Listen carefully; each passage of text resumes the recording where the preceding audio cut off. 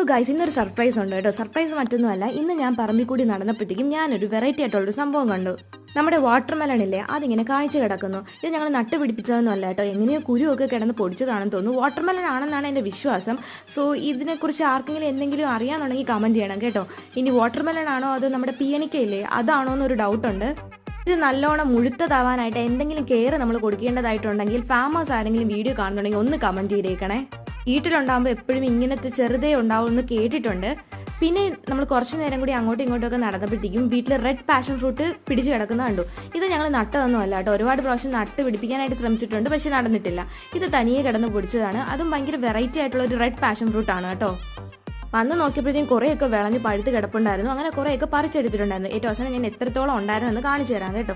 ഇത്രയാണ് ഞങ്ങൾ പറിച്ചെടുത്തത്. പിന്നെ അതിനകത്തൊക്കെയും മറ്റേ ചെറിയ ഈ പുഴു കുത്തിയത് കണക്ക് എന്തൊക്കെയോ ഉണ്ടായിരുന്നു കേട്ടോ. അതെന്താണെന്ന് അറിയില്ല, പാഷൻ ഫ്രൂട്ടിൽ ഇങ്ങനെയാണ് കാണുന്നത്. അത്